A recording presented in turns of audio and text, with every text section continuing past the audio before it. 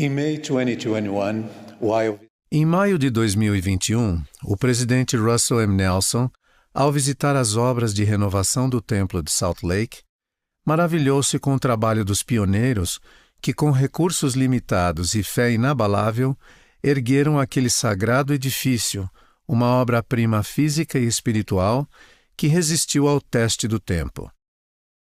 No entanto, ele também notou os efeitos da erosão, que ao longo do tempo tinham causado rachaduras nas pedras da fundação original do templo e instabilidade na alvenaria, sinais claros da necessidade de reforço estrutural. Nosso amado profeta então nos ensinou que, assim como foi necessário implantar medidas importantes para fortalecer os alicerces do templo, a fim de que ele pudesse resistir às forças da natureza, também nós precisamos adotar medidas extraordinárias, talvez medidas jamais tomadas, para fortalecer nosso próprio alicerce espiritual em Jesus Cristo. Em sua memorável mensagem, ele nos deixou duas perguntas profundas para reflexão pessoal. Quão firme é seu alicerce? E que reforços são necessários para seu testemunho e para sua compreensão do Evangelho?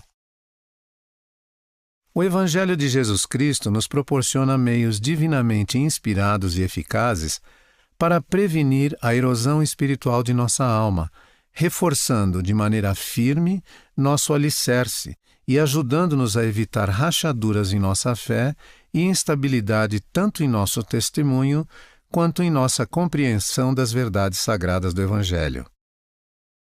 Um princípio particularmente relevante para alcançar esse propósito encontra-se na seção 12 de Doutrina e Convênios, uma revelação dada por meio do profeta Joseph Smith a Joseph Knight, um homem justo que buscava sinceramente compreender a vontade do Senhor, não almejando uma mudança superficial, mas o firme propósito de permanecer inabalável em seu discipulado, assim como os pilares do céu. O Senhor declarou: Eis que falo a ti e também a todos os que têm o desejo de trazer à luz e estabelecer esta obra. E ninguém pode participar desta obra a menos que seja humilde e cheio de amor, tendo fé, esperança e caridade, sendo temperante em todas as coisas, em tudo o que lhe for confiado. A orientação do Salvador, registrada nessa revelação sagrada, nos lembra de que a temperança é um dos reforços essenciais para garantir uma fundação segura em Jesus Cristo. Ela é uma das virtudes indispensáveis não apenas para os que foram chamados ao serviço, mas para todos os que fizeram convênios sagrados com o Senhor e aceitaram segui-lo fielmente. A temperança harmoniza e fortalece os demais atributos cristãos mencionados nessa revelação, como a humildade, a fé, a esperança, a caridade e o puro amor que emana dele. Além disso, cultivar a temperança é uma forma significativa de proteger nossas almas contra a erosão espiritual sutil, porém constante, causada pelas influências do mundo que podem enfraquecer nosso alicerce em Jesus Cristo.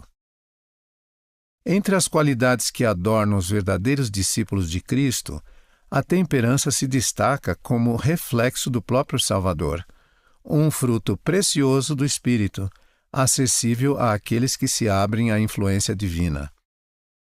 Ela é a virtude que traz harmonia ao coração, moldando desejos e emoções com sabedoria e serenidade. Nas Escrituras, a temperança é apresentada como parte essencial do progresso em nossa jornada espiritual, guiando-nos à paciência, à piedade e à compaixão, enquanto refina nossos sentimentos, palavras e ações. Os discípulos de Cristo que se empenham em cultivar esse atributo cristão tornam-se mais humildes e repletos de amor. Cresce neles uma força serena e se tornam mais capazes de conter a ira, nutrir a paciência e a tratar o próximo com tolerância, respeito e dignidade, mesmo quando os ventos da adversidade sopram com força.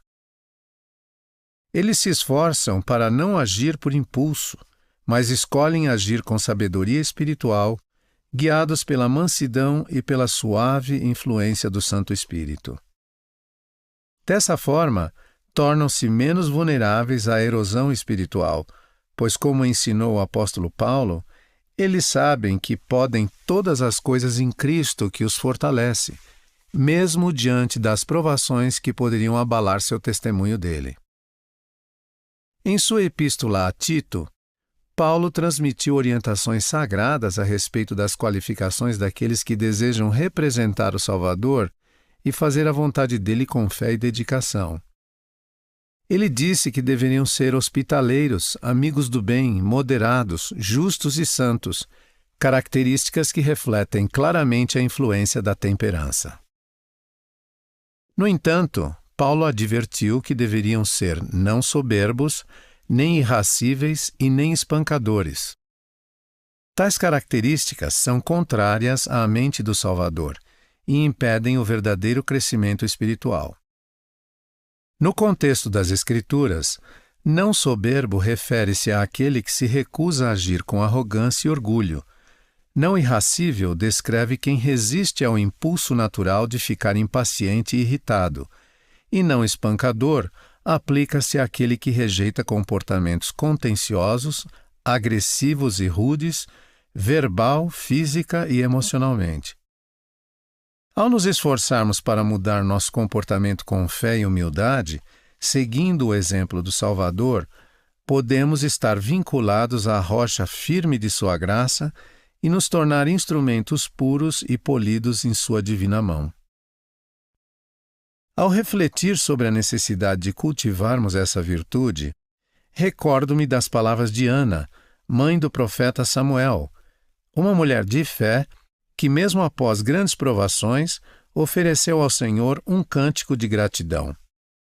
Ela disse: "Não faleis mais palavras tão altivas, nem saiam coisas arrogantes da vossa boca, porque o Senhor é o Deus de conhecimento, e por ele são as ações pesadas na balança." Seu cântico é mais do que uma oração. É um convite à humildade, ao domínio próprio e à moderação. Ana nos lembra de que a verdadeira força espiritual não se expressa em reações impulsivas ou palavras altivas, mas em atitudes temperantes, ponderadas e alinhadas à sabedoria do Senhor. Frequentemente, o mundo tende a enaltecer comportamentos marcados pela agressividade, arrogância, impaciência e falta de moderação, frequentemente justificando essas atitudes pelas pressões da vida cotidiana e pela inclinação natural à busca de aprovação e popularidade. Quando desviamos o olhar da virtude da temperança e ignoramos a sua suave e moderadora influência do Espírito Santo em nosso modo de agir e falar, facilmente caímos na armadilha do inimigo que inevitavelmente nos leva a proferir palavras e adotar atitudes das quais nos lamentaremos profundamente, sejam em nossos relacionamentos sociais, familiares ou até eclesiásticos. O Evangelho de Jesus Cristo nos convida a exercitar essa virtude, especialmente nos momentos de desafio, pois é justamente nessas ocasiões que o verdadeiro caráter das pessoas se revela. Como afirmou Martin Luther King Jr., a verdadeira medida de um homem não é sua posição em circunstâncias convenientes e cômodas, e sim sua postura em tempos de desafios e controvérsias. Como povo do Convênio, somos chamados a viver com o coração firmemente plantado nas promessas sagradas que fizemos ao Senhor, seguindo cuidadosamente o modelo que Ele estabeleceu por meio de seu exemplo perfeito. Em troca, Ele nos prometeu: em verdade vos digo, que esta é minha doutrina, e os que edificam sobre isto, edificam sobre minha rocha, e as portas do inferno não prevalecerão contra eles. O ministério do Salvador na terra foi delineado pela virtude da temperança em todos os aspectos. Por meio de seu exemplo perfeito, ele nos ensinou: sê paciente nas aflições, não injuries os que te injuriarem. Ao ensinar que não devemos ceder à ira por causa de disputas e contendas, ele declarou: deveis arrepender-vos e tornar-vos como uma criancinha. Ele também ensinou que todos os que desejam se achegar a ele com um pleno propósito de coração devem se reconciliar tanto com aqueles contra quem se iraram, quanto com aqueles que têm algo contra eles. Com uma atitude temperante e o coração compassivo, ele também nos assegurou que quando formos tratados com dureza, falta de gentileza, respeito ou consideração, sua benignidade não se desviará de nós e o convênio de sua paz não será removido de nossa vida. Há alguns anos, na cidade do México, minha esposa e eu tivemos o privilégio de nos reunir com alguns membros fiéis da igreja que, pessoalmente ou por meio de seus entes queridos, haviam enfrentado provações indescritíveis como sequestros, homicídios, feminicídios e outras tragédias devastadoras. Quando olhamos para o semblante daqueles santos, não vimos raiva, rancor ou desejo de revanche, mas sim uma humildade silenciosa. O rosto deles, marcado pela dor, refletia um anseio sincero por cura e consolo. Mesmo com o coração dilacerado pelo sofrimento, esses santos seguiram adiante com fé em Jesus Cristo, escolhendo não permitir que suas aflições se tornassem rachaduras em sua fé ou causassem instabilidade em seu testemunho do Evangelho. Ao término daquele momento sagrado, cumprimentamos cada um deles. Cada aperto de mão e cada abraço se tornou um testemunho silencioso de que, com a ajuda do Senhor, podemos escolher agir com temperança diante das frustrações e dos desafios da vida. Sentimos como se estivéssemos na presença de anjos. Jesus Cristo, o maior entre todos, sofreu por nós até sangrar por todos os poros, mas jamais permitiu que a raiva inflamasse seu coração, nem que palavras agressivas, ofensivas ou profanas escapassem de seus lábios, mesmo em meio a tamanha aflição. Com temperança perfeita e mansidão inigualável, ele não pensou em si mesmo, mas em cada um dos filhos de Deus, do passado, do presente e do futuro. O apóstolo Pedro testificou sobre essa sublime postura de Cristo ao declarar: o qual, quando o injuriavam, não injuriava, e quando padecia, não ameaçava, mas entregava-se àquele que julga justamente. Mesmo em meio à sua maior agonia, o Salvador demonstrou perfeita e divina temperança. Ele declarou: todavia, glória seja para o Pai. Eu bebi e terminei meus preparativos para os filhos dos homens. Meus amados irmãos e irmãs, estendo um convite sincero a todos nós para adornarmos nossa mente e nosso coração com a virtude cristã da temperança, como uma resposta sagrada ao chamado profético de nosso querido presidente Russell M. Nelson, que nos conclamou a tomar medidas extraordinárias para fortificar nosso alicerce espiritual em Jesus Cristo.